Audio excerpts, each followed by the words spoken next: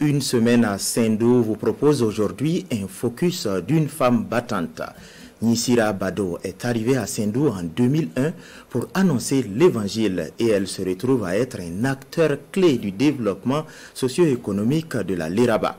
Entrepreneur passionné, Nissira Bado est aujourd'hui propriétaire d'un centre de tissage, d'une porcherie et d'un centre d'accueil en détresse.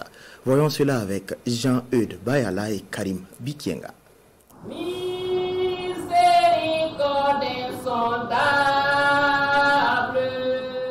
Jour de culte dans cette église évangélique de Sendou.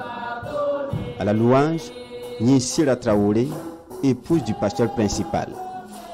Les semaines se succèdent avec les mêmes fins pour cette dame. Louange, adoration, sermon et prière avant de reprendre une nouvelle semaine.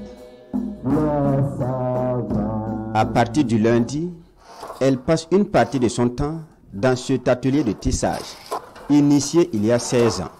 Elle teint, tisse et transmet aussi son savoir-faire.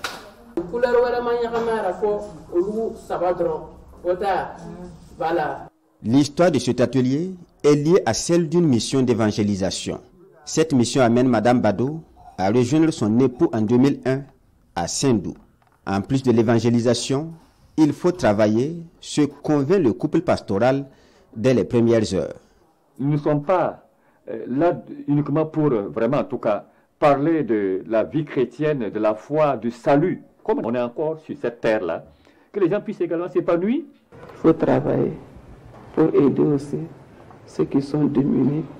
On ne peut pas s'asseoir et puis aider quelqu'un. Diplôme du BEPC en main, Nissira est partagé entre entreprendre et faire les concours de la fonction publique. L'idée d'entreprendre l'emporte. Elle opte pour l'élevage porcin et se heurte à l'opposition de son mari. Madame Bado propose alors le tissage de pain traditionnel Faso d'Anfani. Pour cela, elle bénéficie de l'appui financier du pasteur Bado. L'alphabétisation que je faisais m'a rapporté quand même un petit revenu. C'est avec ça que je l'ai en tout cas accompagné un peu et pour lancer un peu en tout cas ce qu'elle faisait. 16 ans après, c'est ce centre fonctionnant à plein régime sous la coopérative Léopold de Sendou. Toutefois, l'épouse du pasteur tient à l'élevage porcin. Elle redemande l'accord du mari après analyse de l'évolution des habitudes. Il a accepté et lui-même, il m'accompagne. Dieu merci, même en élevage de porcs, j'ai eu une décoration. Voilà, ça l'a encore donné de l'honneur et lui-même, il était vraiment satisfait de ce que j'ai fait comme activité. Les après-midi, Madame Bado quitte le centre pour ses porcheries. C'est à travers le tissage que je me suis encore lancée dans cette activité parce que je voyais que c'était une activité très porteuse. Et le résultat, c'est très bien parce que j'ai quitté la cour et je suis maintenant sur mon propre terrain.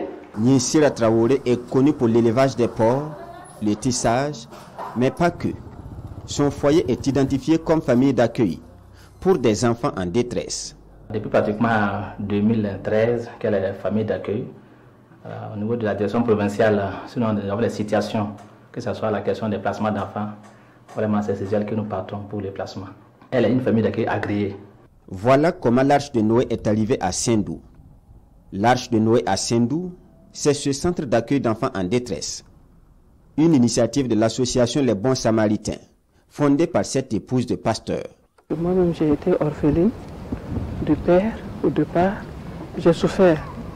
Et vu la souffrance que j'ai subie, je me dis, mais je peux faire quelque chose aussi pour d'autres personnes qui sont dans la même situation.